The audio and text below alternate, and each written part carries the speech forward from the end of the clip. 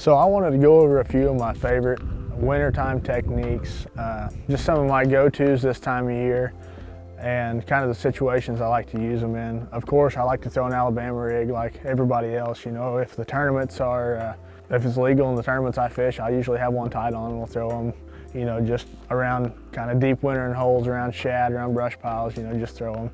But some of the other baits I really enjoy using this time of year are laying right here. We'll start at the top, the Namiki Rig.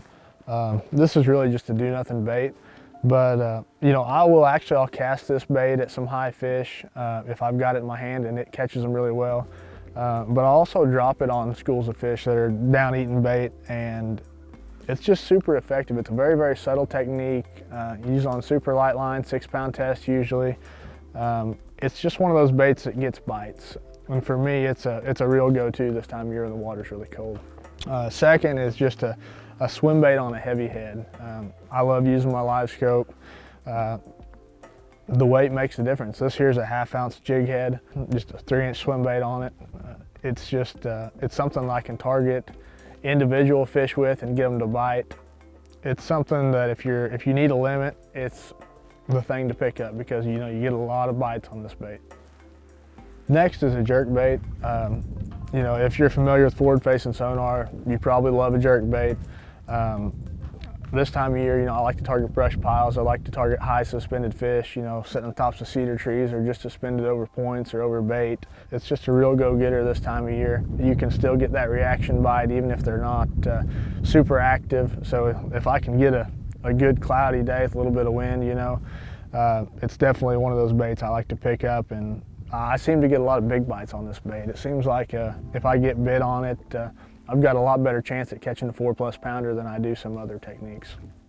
This bait's also like the ultimate cat and mouse tool for these sluggish bass this time of year that, you know, they're not real excited about anything. You can get this bait down there and put it right in their face and just stop it and let it set right in front of them, and which can be a really, really big deal this time of year whenever they're not really in the mood to bite.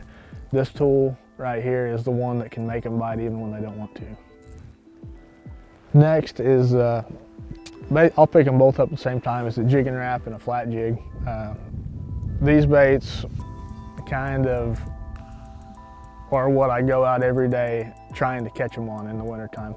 Because if you can find fish to target with these two baits, that means you're finding schools of bass, and you've got a lot better chance at catching, you know, those really quality fish, you know, 4-pounders.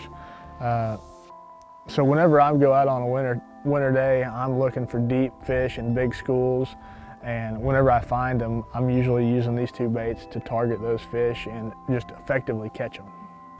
You know, and whenever I'm targeting fish that are like 40 feet and less, I'm a jig and wrap guy just because it's not too heavy and doesn't go flying past them. And when they're deeper than 40 feet, all the way to 100 or deeper, I'm a flat jig guy. It's just, it's all about the weight. The flat jig is 1 ounce and 3/16, jig and wrap 7/8. So, you know, it doesn't take a rocket scientist to figure out which one falls faster. And whenever you're using forward-facing sonar, it's all about being efficient and getting your bait to the fish as fast as you can. So you just pick the right bait for the situation, and the rest is up to you.